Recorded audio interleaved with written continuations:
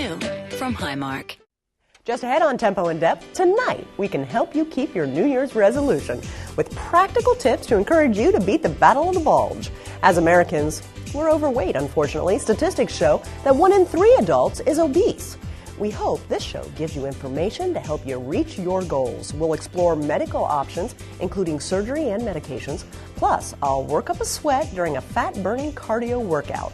It all starts right now on Tempo in Depth.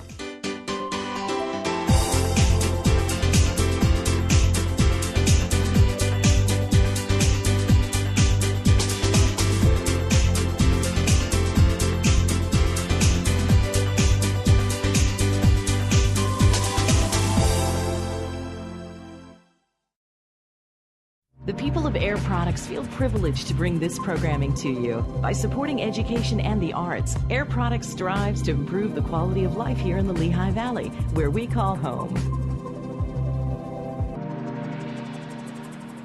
You're safe at home at Luther Crest, a Diacon senior living community in Allentown. Our mission is to offer premier accommodations and services so residents can cultivate a healthy and fulfilling retirement. At Luther Crest, we offer independent living apartments and cottages, personal care, skilled nursing, rehabilitative services, and more. Plus, the Luther Crest team strives to provide each person family-like support. You might say it's like a home run. Luther Crest. Good evening. Thank you so much for joining us. I'm Amy Burkett. We'd like to welcome students from Brockle Middle School in Bethlehem to our studio audience today. They're part of the TV club, and we're glad to have them. Well, obesity, some call it the most prevalent, fatal, and chronic disorder of the 21st century. In the United States, it's really become a problem. Rates rose dramatically during the past 20 years, and today the condition affects 1 in 3 adults. And Pennsylvania ranks as the 17th most obese state in the nation. According to the Centers for Disease Control and Prevention, more than 12 million kids and teenagers are unfortunately obese, increasing their risk for high blood pressure, high cholesterol, and type 2 diabetes. Tempo in Depth's Laura McHugh shows us how students in one Bethlehem high school hope to lose weight and keep it off. Welcome to the food frenzy known as the high school cafeteria. In a matter of minutes, hundreds of teenagers flood the lines and choose from a menu brimming with options. Some healthy, others not. While some students grab pizza or fried foods, sophomore Sarah Melendez orders a salad covered in vegetables. Tomatoes, spinach. Sarah uses skills she learns at Liberty High School's weight management group. Examples of protein. Fish, right. Once a week for about 45 minutes, Sarah joins a handful of other girls to learn about healthy eating. We do have a problem with obesity in this country. It's a well-known fact. It's been on the news a lot. And we have about a 25 to 30% rate of children, of students here at Liberty who are considered at risk for being overweight. Liberty High School's rates mirror the rest of the country's. According to the Centers for Disease Control and Prevention, more than 1/3 of kids and teenagers are overweight or obese. This long-running program, run by officials from the Bethlehem Health Bureau, helps students set long and short-term goals. I should at least start eating breakfast and lunch. It doesn't matter if it's a full course, at least like a little snack or something. To drop a couple of pounds, be a size 10, still gotta have my curves. Yeah, and just be happy. I want to be healthy. I love eating food, but I don't know when's the limit to stop eating too much of it. And so this what helps me portion my meals right. In this lesson, Kelly Kugler uses a government model called Choose My Plate to emphasize balance and portion size. You usually eat on a plate, so this will be a lot easier for you to make choices based on the guidelines.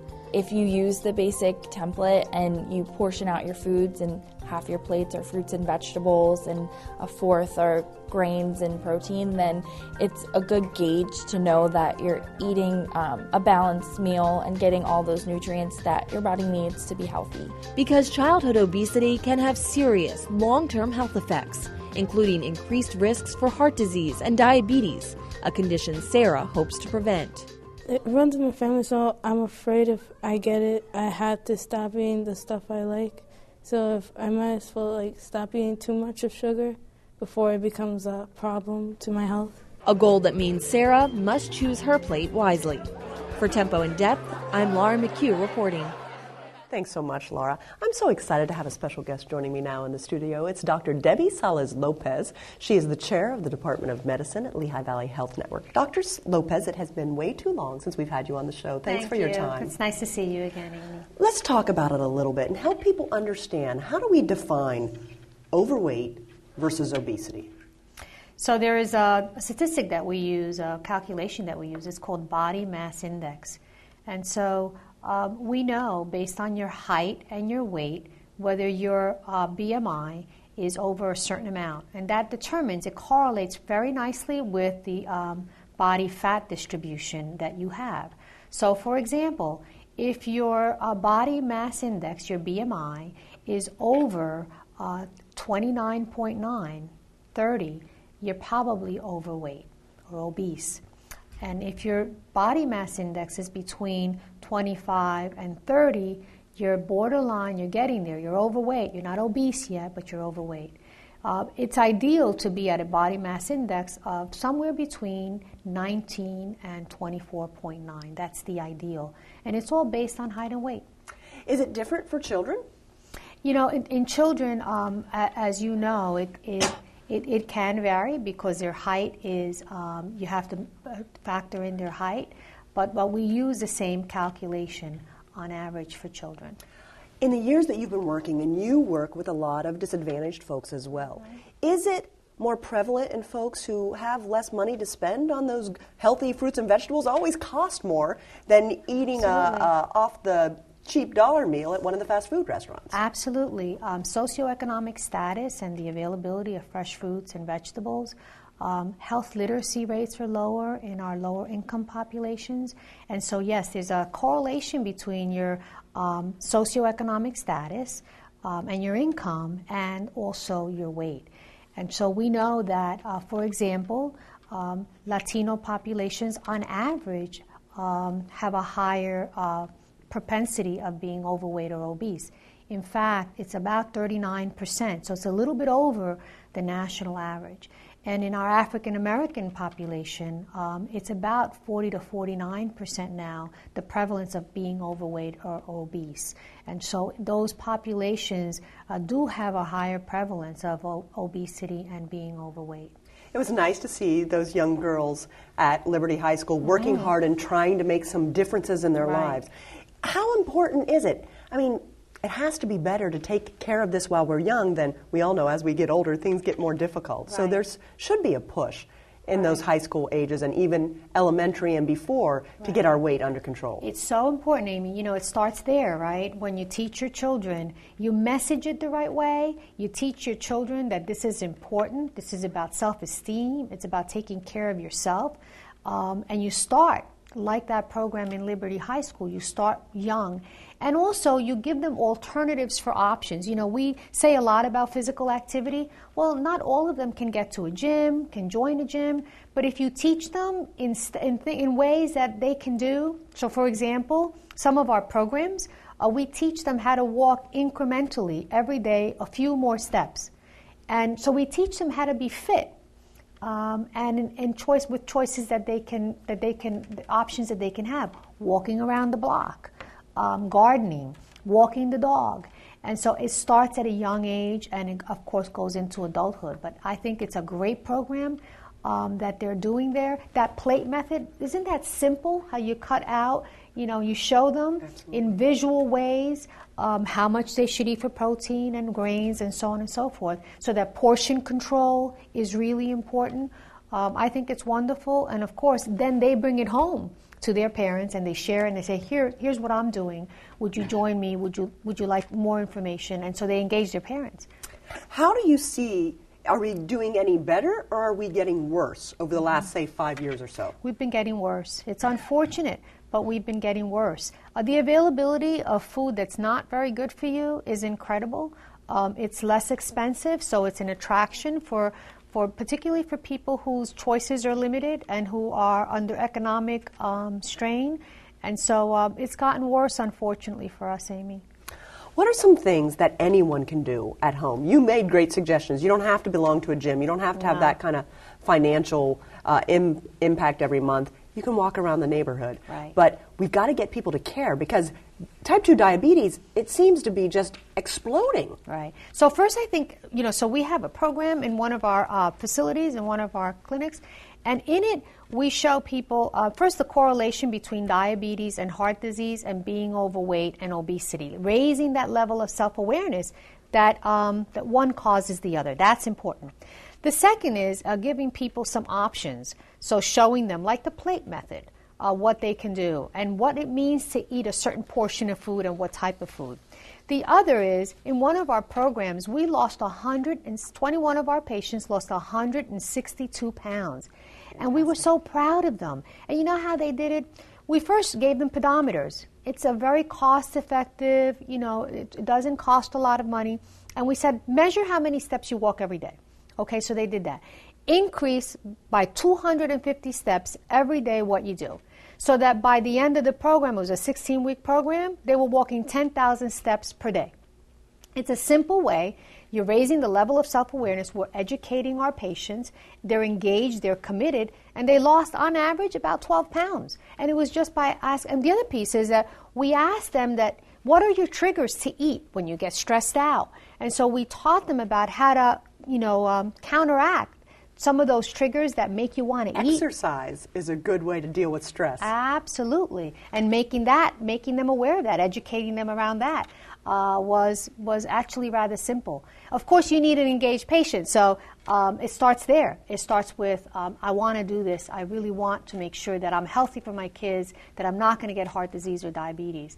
And so we also, by the way, we have to be sure that we know what our patients' health literacy level is. In other words, their ability to obtain, process, and understand health information, like reading those labels. So teaching our patients how to read those labels. So making sure that we communicate in culturally and language appropriate ways is really important. And of course, diet.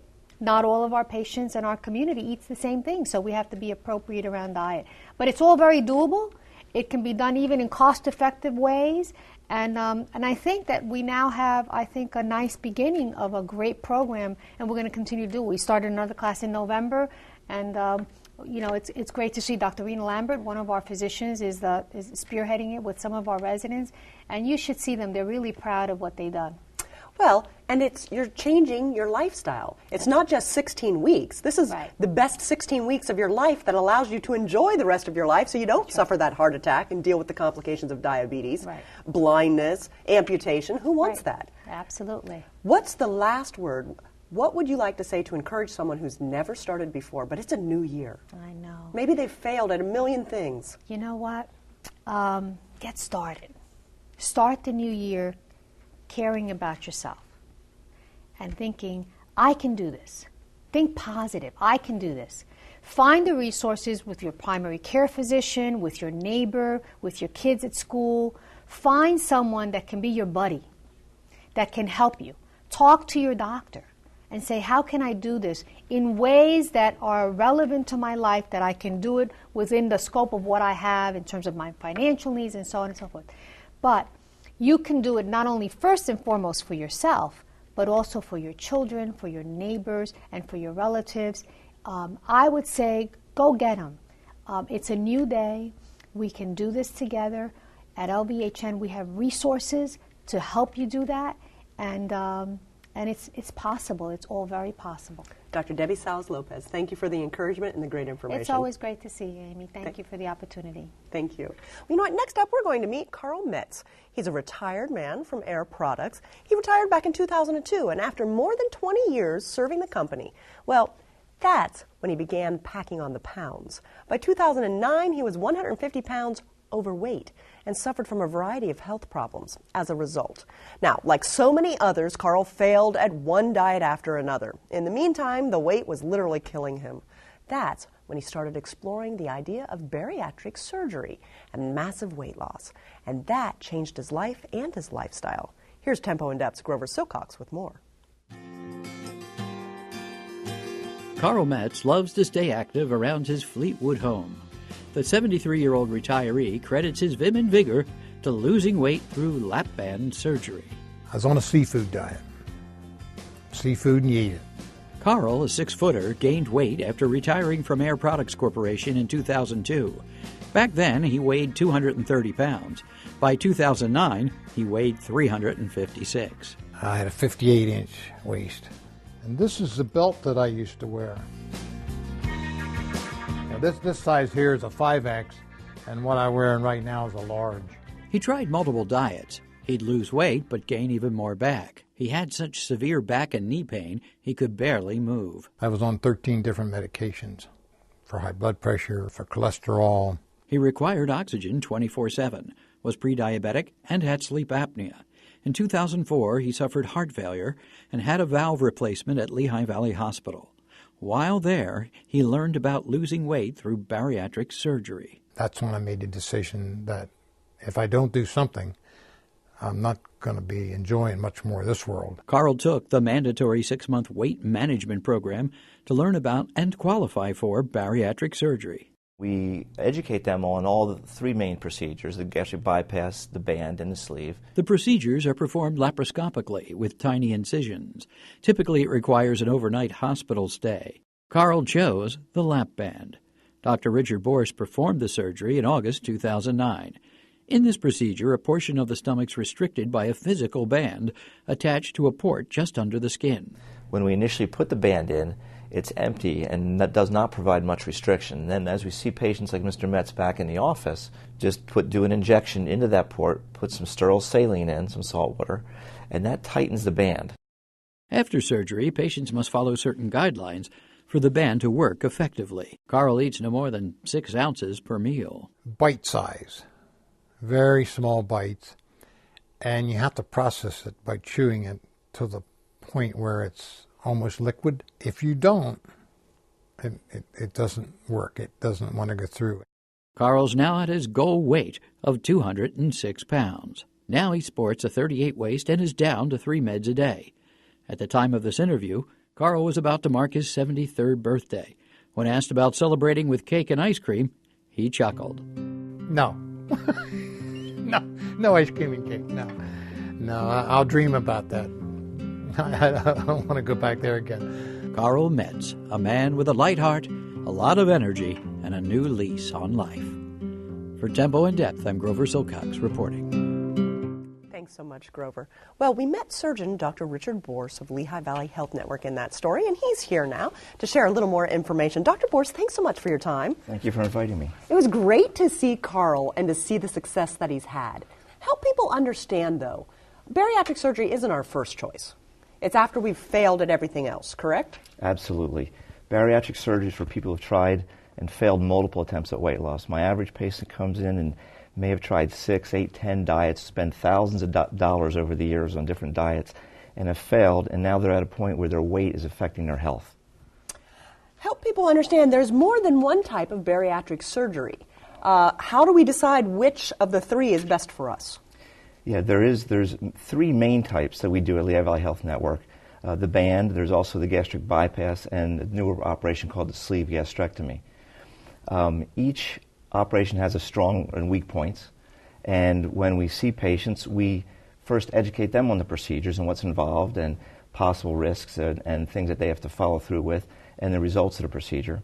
And then when we meet patients individually, we learn more about their specific medical history and then guide them in making the correct choice on which operation they would get the best results with. So in one of them that I'm familiar with, it's you're shrinking their stomach. So if your stomach was this big before, you only have about this much of your stomach. So there's not enough room to put extra stuff in. That's true. The 2 main principles of bariatric surgery are that of restriction, where someone eats less food, they just can't eat the same volume, and that of malabsorption, where they absorb fewer of the calories that they get from the food that they do eat. The gastric bypass, which is the gold standard for weight loss surgery, is a combination of that. There's a restrictive and a malabsorptive component to that surgery. You called it the gold standard. What does that mean? Well, it means that it's been around for the longest. It's got the most consistent results and is seen in the medical community as the most reliable operation right now. However, There's other options. Mr. Metz did extremely well with the band, and that can be the right option for some people. And the sleeve gastrectomy, which is also a restrictive procedure, is something that many people can benefit from.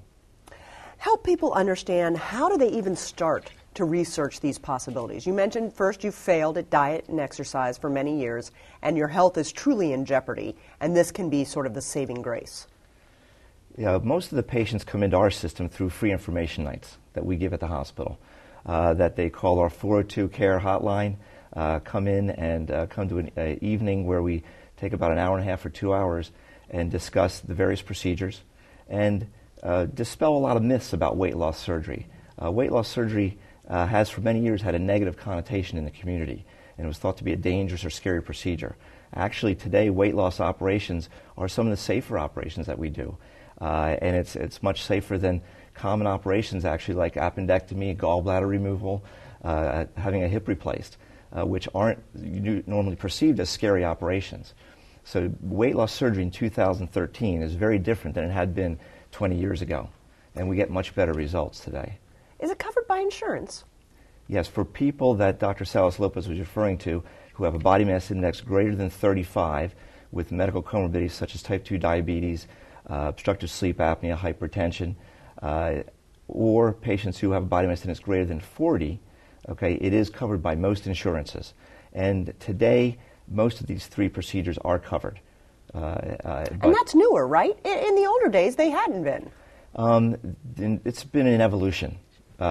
Initially, bypass has been covered for many years. That's what we have the most experience with. Band then came on the scene. Now, more recently, in the past 5 years, sleeve gastrectomy was introduced, and that's been increasing acceptance by insurance payers. What do you think is the most common misconception that people have about this surgery?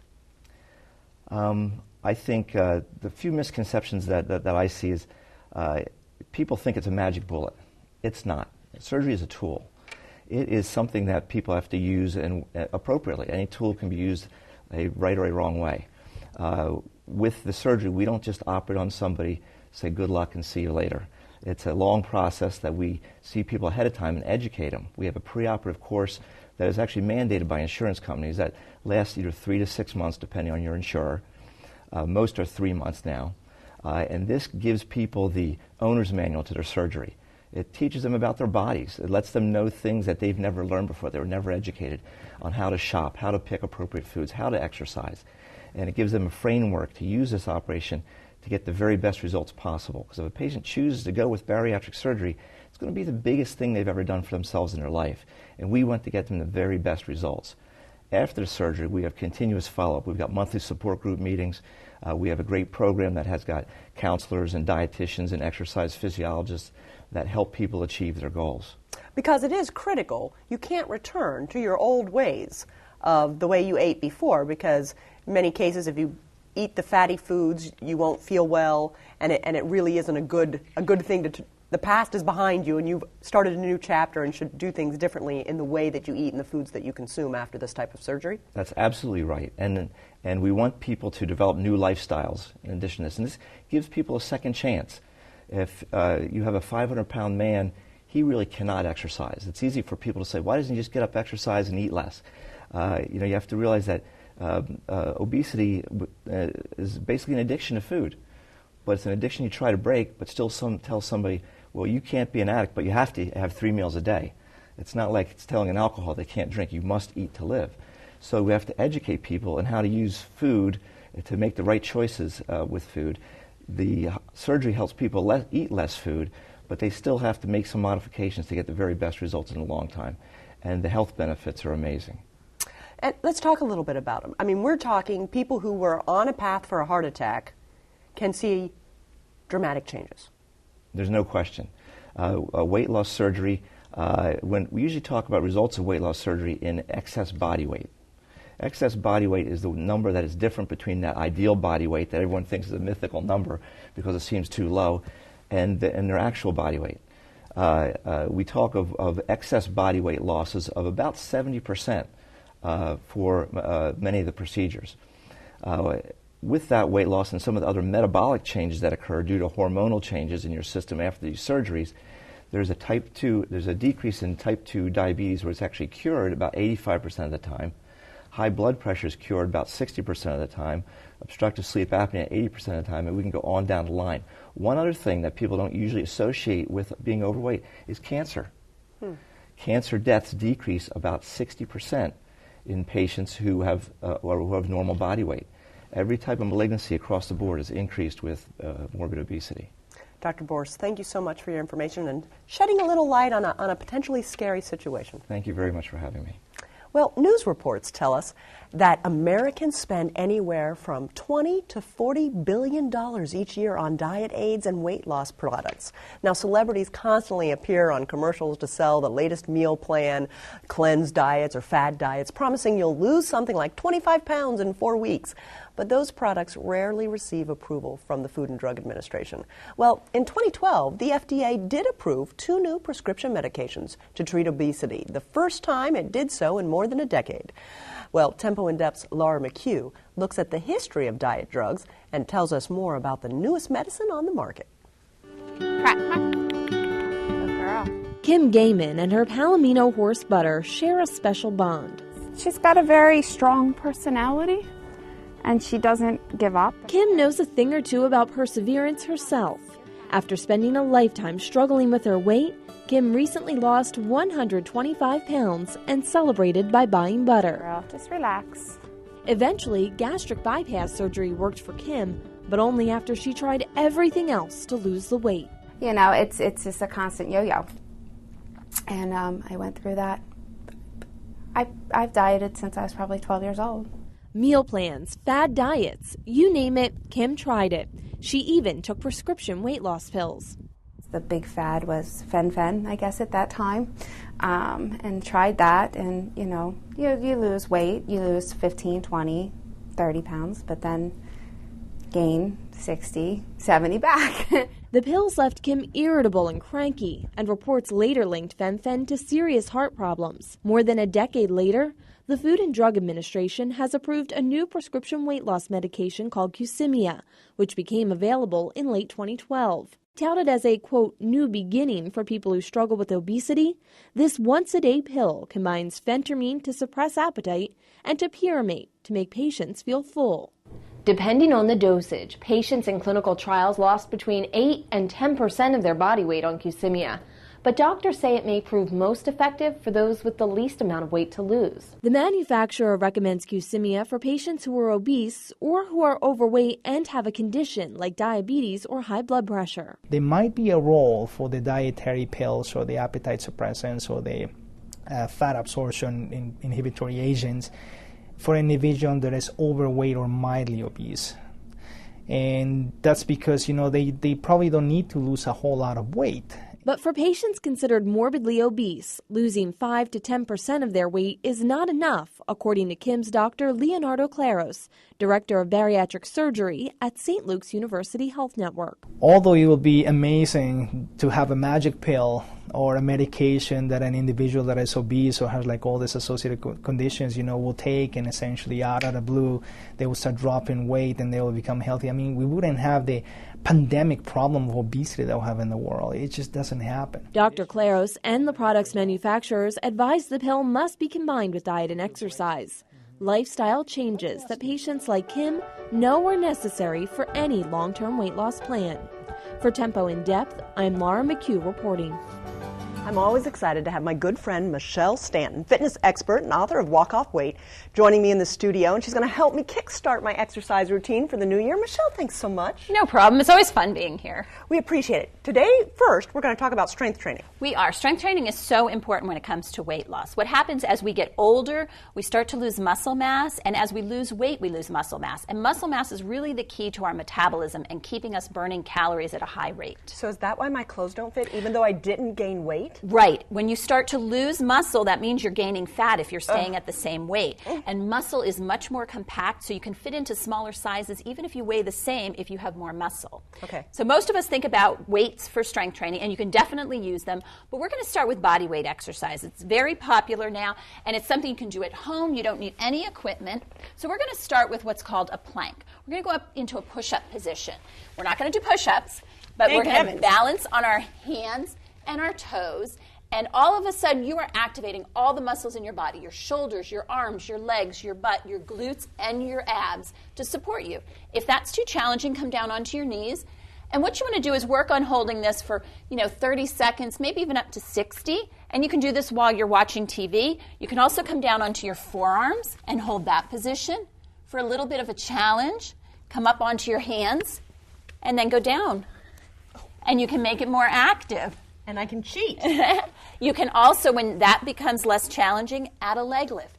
What you want to do with strength training, the key is to continue to challenge yourself. And I totally confess, my bum is up in the air more than yours. You want to keep So a it needs to be nice straight line. Keep your spine and head in line. Now we're going to roll onto our back. We're going to add a band to this one, but we're going to start with a basic body weight exercise. This is a bridge. So feet flat, roll down. Keep your hands at your sides, and now you're just going to contract your abs, glutes, use your legs, and lift your hips off of the mat and hold it. And you can do reps with this, come down and come back up. And again, you're working those legs, that core. If that's not challenging enough, add a leg. Now, we're all short on time, so once you get that, we use a resistance band. You can also use dumbbells. We're going to put it behind our back, under your arms, lay back down, and hold the ends. Now we're going to work our chest muscles. So we're going to get an upper and lower body at the same time. So lift up. As you lift up, press the band up. You can hold it and just do chest presses. If you want to work on some coordination, you can lower your hips and press up with the arms so you're lifting and lowering at the same time. And with these exercises, you want to work on doing about 10 to 12 repetitions. And when you can do those reps easily, that's when you need to increase the challenge. So there's resistance bands that come in different resistances. You can use those. Now we're going to stand. We're going to stand up, and we're going to do a basic squat. And this is a good exercise, again, for the lower body, working those big major muscles. So it's like sitting in a chair. We do this every day. So you're sitting back and coming up. Sit back and come up. And we need this strength to get us up and down out of chairs and up and down steps. Now, when you're good with that, now you can make it more challenging. Step to the side with the band, step to the side, and then come back. Now, all of a sudden, you're working those muscles more on the outside of the leg. You could also do this with squats and then do a leg lift out to the side. Now we just added a balance challenge, and that's really working those muscles in the core.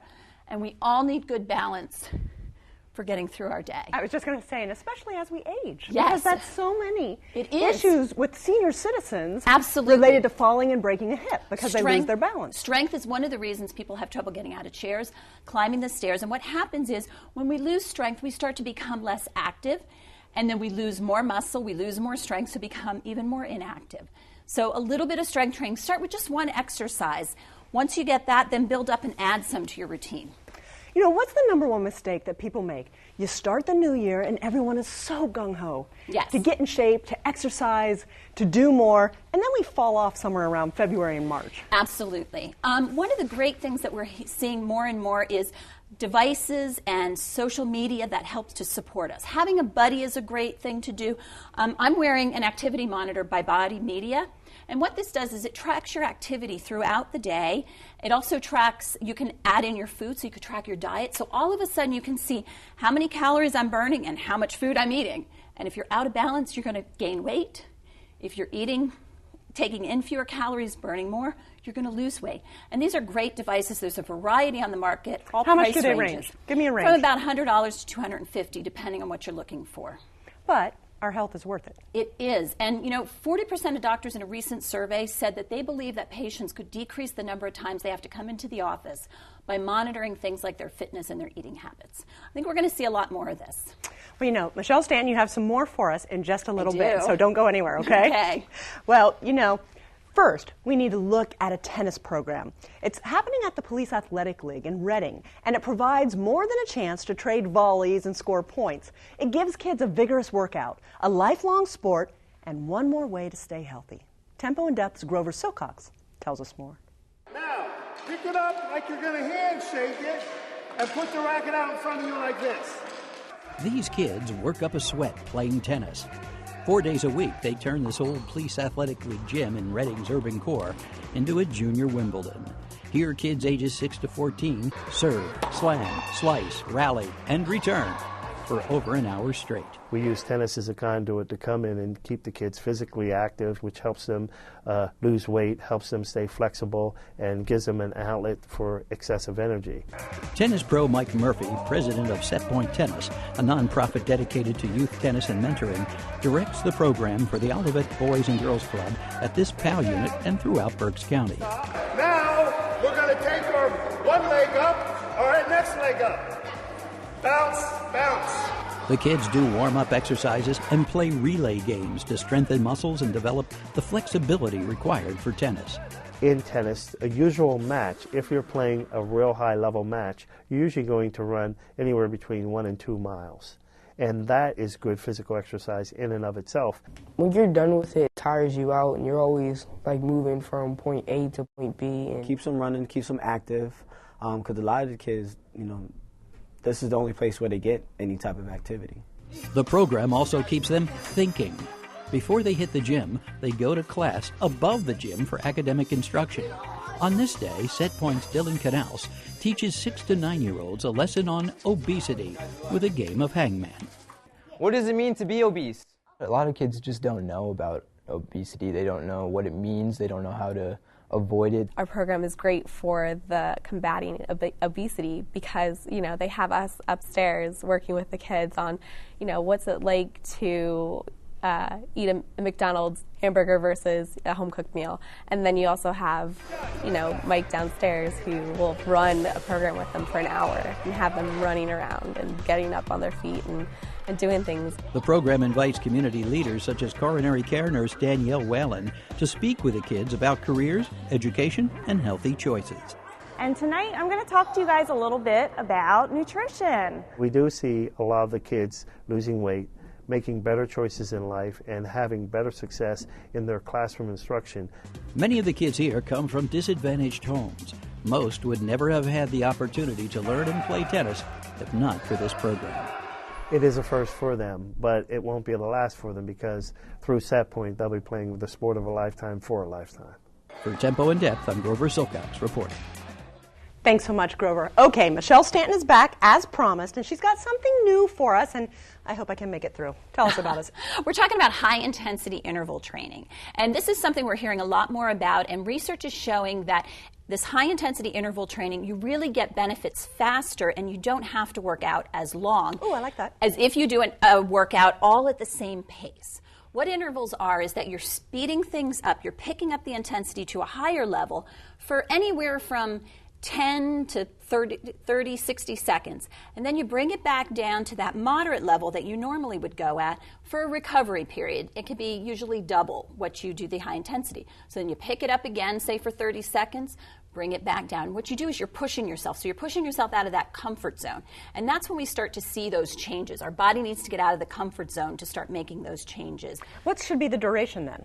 Well, you can do it for whatever your workout is. And at the beginning, you might not even want to do it your entire workout. So if you normally go out for a walk, say for 45 minutes, in the beginning you do your warm-up, maybe do 10 minutes of intervals.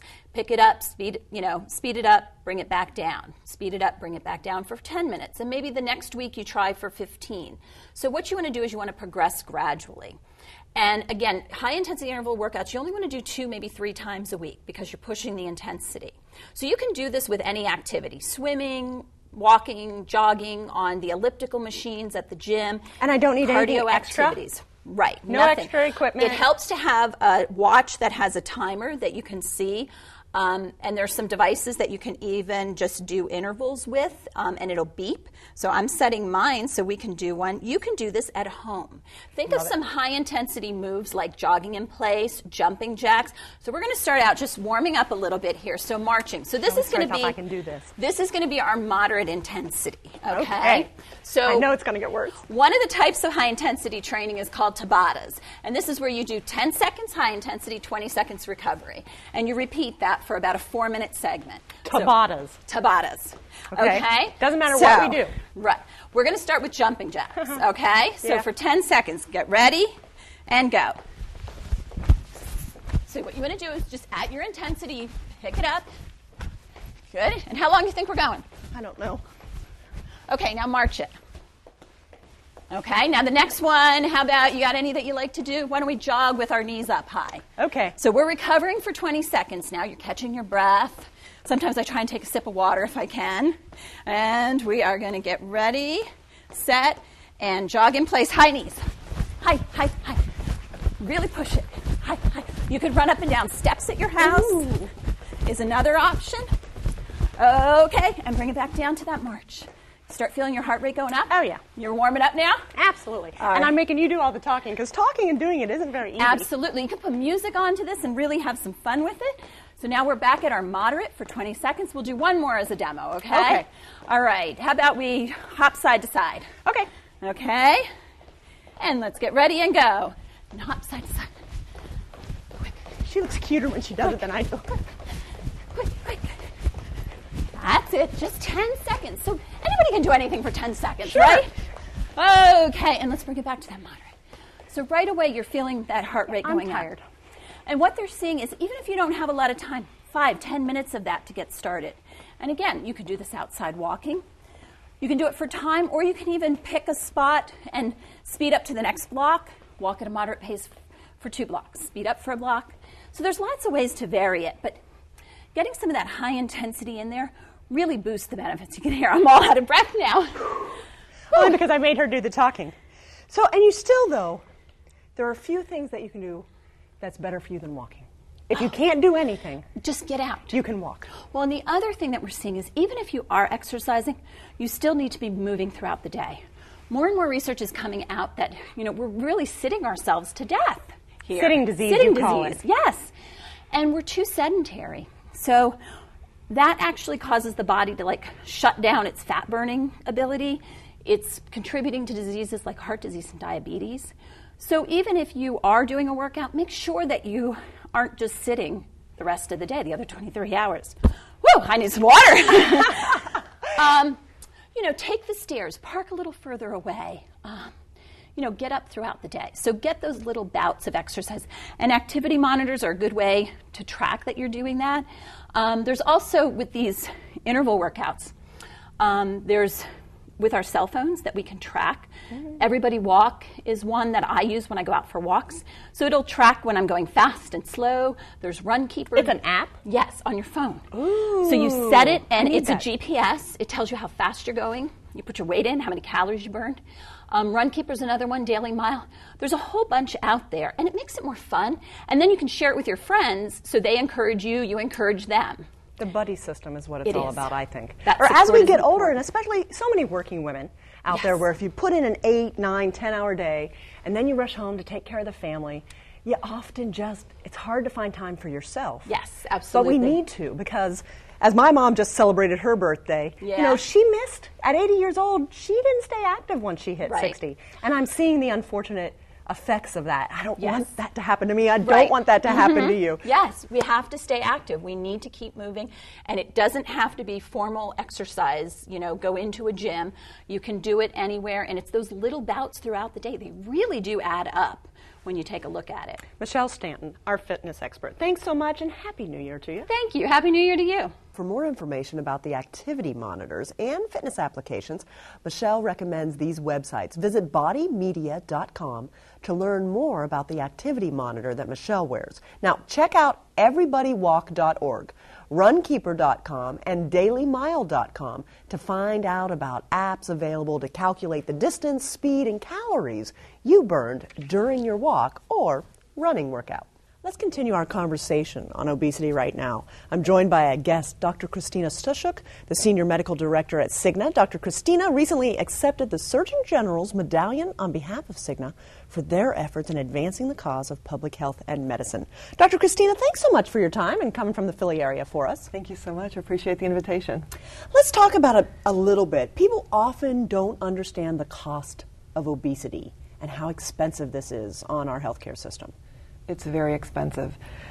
There are estimates between $33 and $150 billion. And just to put it in perspective, we spend less on education, on the environment, and on labor costs. So obesity is a huge cost, but it's not just a financial cost, it's also the suffering that people have when they're obese, and not only the psychological losses, the trauma, the self-esteem loss, but it's also pain, suffering, and other medical conditions. And it's not anything new. I mean, the United States has been dealing at least with childhood obesity, especially, for over a decade now. Are we making any progress? Yeah, well, I guess it depends on how old you are when you say new. In many ways, the effects of obesity are new. We know that over the last 10 years or so, childhood obesity has almost doubled. And that's very concerning because what we're finding now is that children who are obese, about half of them have risk profiles for heart disease similar to a 45-year-old. And they're teenagers? They're children. Children They're children. So we're looking at children, about 1 in 3 now are obese, and of those, half of them look like they're a 45-year-old if you look at their risk factors. And that's concerning because if you have a child who's young, who's at risk for having a heart attack or diabetes already, many physicians aren't prepared to deal with it. So it's an issue of education. You know, that's not something that they've had to deal with on a regular basis. No, it isn't. It isn't, and pediatricians are now dealing much more often with diabetes and also muscular... Which happens because of being obese. Yes, it does. Often. So there's 2 types of diabetes. There's type 1 diabetes, which the old nomenclature was juvenile diabetes, and then there's type 2 diabetes, which is the weight-related diabetes. Type 1, the rates have stayed the same. Type 2 has really grown significantly, and that's all related to excess weight. Help us understand a little bit. How do we make these changes? I mean, everybody knows you need to eat right and exercise. The fact that my mind knows it and my body doesn't always do it are 2 very different things. They are. And it seems so simple, but if it was so simple, we'd never be in this issue in the first place. So you gain weight because you eat too much and you don't exercise enough. But when you go down to why is it that we do things, we have lifestyles where we're always in a rush. We're spending over 7 hours a day. Our kids are spending over 7 hours a day in front of a screen. And if you're sitting in front of a screen, you're not moving. We're eating more processed foods. We have food pushed at us everywhere. We go to a sporting event. We go to a concert. We go to a play. There's food being sold there. And we don't always have the opportunity to make a good decision. So one of the issues is a concept that has come out called a food desert. And this is a neighborhood where there are no stores or opportunities to buy fresh fruits and vegetables. And here on the south side of Bethlehem, it's been described as a food desert. Yes, it has. As a matter of fact, there were more liquor stores than food stores in that area, I believe. So when you are in an area where you don't even have access to fresh fruit, you really aren't given the opportunity to make a good decision about what kind of food you're going to buy. And there's studies that show that if you live in a food desert compared to an area where you get fresh fruits and vegetables, the incidence of obesity is much higher. Now, help us, you also mentioned, you know, we are what we eat, but we also are who we hang out with. And our moms told us to choose our friends wisely, but also if we hang out with folks who are overweight, we're going to find those comfort foods, we're going to want to do those types of things. So we need to maybe hang out with our skinny friends in the new year? Yeah, so Mom, I'm sorry, but there are 2 rules that are really not for our benefit. One is clean your plate, which with portion sizes getting larger and larger and larger, we really don't need to clean our plates. And 2, there are studies that show that if your closest circle of friends are obese, you will be obese too. And it's very difficult to change behaviors when your friends aren't helping you change your habits to eat better or to exercise more. So really, if you want to change life and you want to develop new habits, you should reach out to your B circle of friends and work with them to maybe change what you do when you get together or to start exercising with them. Let's talk about insurance companies right now. I mean, insurance companies often get a difficult rap that they don't want to cover certain things, and that always makes the individual upset. But when you're dealing with an issue like obesity, to be proactive, we all know is good. To offer incentives to maybe join a gym as opposed to pay for that heart bypass surgery years from now. And I understand that insurance companies are starting to do those types of things. Very much so. Very much so, because as we spoke earlier, obesity affects a lot of things. It affects someone's ability to sit or stand on a job. So if you are obese, you're putting much more weight on your back and on your knees. So for example, for every pound that you weigh over what you should be weighing, that's 4 pounds of pressure on your knees. So employers are very interested, especially those that have employees that need to do physical labor, to make sure their employees are not obese and healthier. So many employers are now putting in incentives to have individuals understand what their height and weight is and how that calculates into a number called a BMI, or a body mass index. And it's actually very easy to calculate it for adults. You take your weight in pounds, you divide it by your height in inches, you divide it by your height in inches one more time, and you multiply that by 703. And that number is your BMI, or your body mass index. And if it's 24.6 or less, you're fine. If it's above that, you're overweight. If it's 30 or above, you're obese. If it's 40 and above, you're morbidly obese. And health plans are asking individuals to do this kind of screening to check that, so that individuals can see where are they on the weight scale, and start a conversation with their physician and start incorporating lifestyle changes to prevent progression to higher weights, or if they're overweight, to start losing weight so they can reverse the effects of obesity, which is high blood pressure, diabetes, high cholesterol, heart disease, and we're even seeing now that obesity leads to higher risk of cancers. So we can't fix what we don't know about. So a lot of folks would say, well, I don't know what my BMI is. We should. We should. And we can work with our family practice physicians to kind of find this out. And it's a number that we should know and work toward, and maybe, everyone has their own way, but competition often is a fun thing for me. Find that friend to kind of encourage and move more and just enjoy life. And if you do it with a buddy, sometimes it's more fun and you might not feel as much as though you're exercising. Absolutely. We live in a social world. We have social media. We're on We're on various websites where we interact with people, and we find support and reinforcement because other people can live what we do.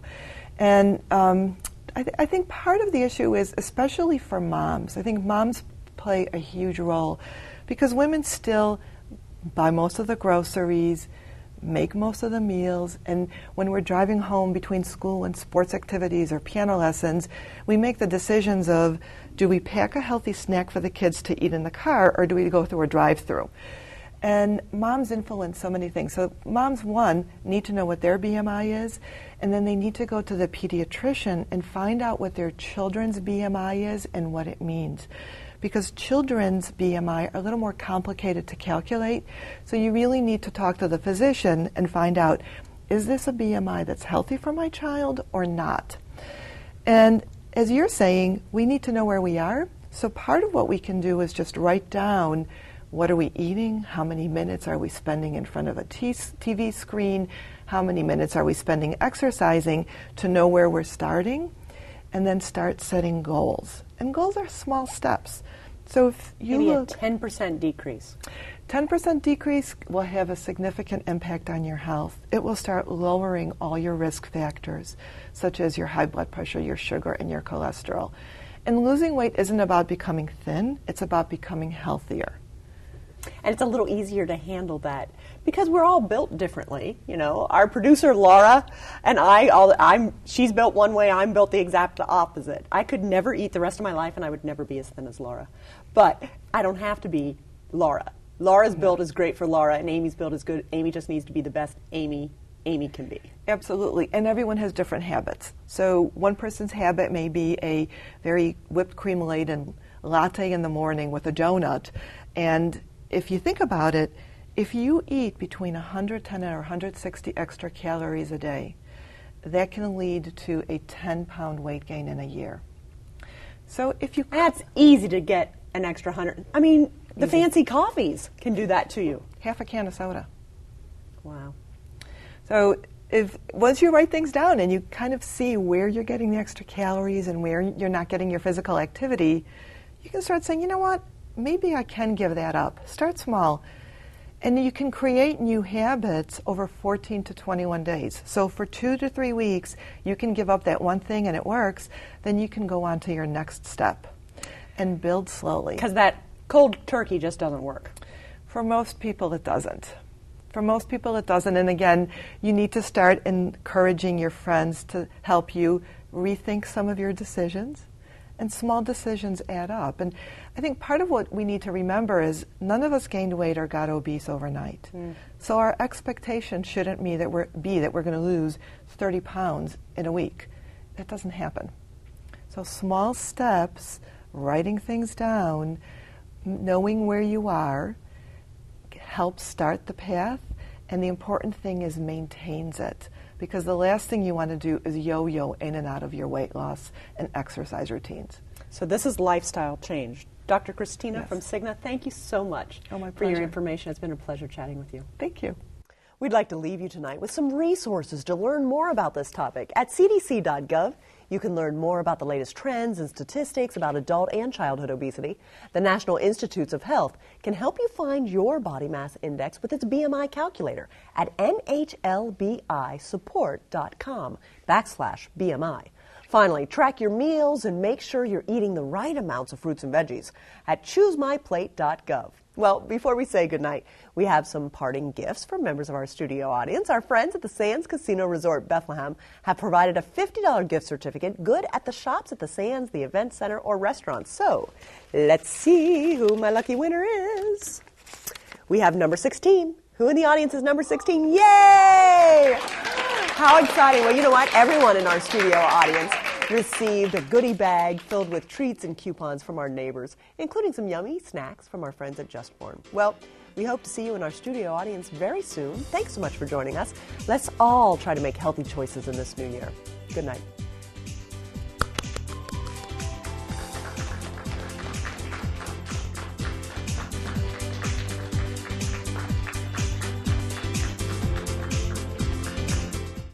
The people of Air Products feel privileged to bring this programming to you. By supporting education and the arts, Air Products strives to improve the quality of life here in the Lehigh Valley, where we call home. How'd you like to be part of a studio audience for a live taping of Tempo and Depth? Join us at the PBS 39 Public Media and Education Center on the Steel Stacks campus in Bethlehem. For free tickets and information, 610-867-4677 extension 333, or go online to tempo.wlvt.org. I hope to see you soon.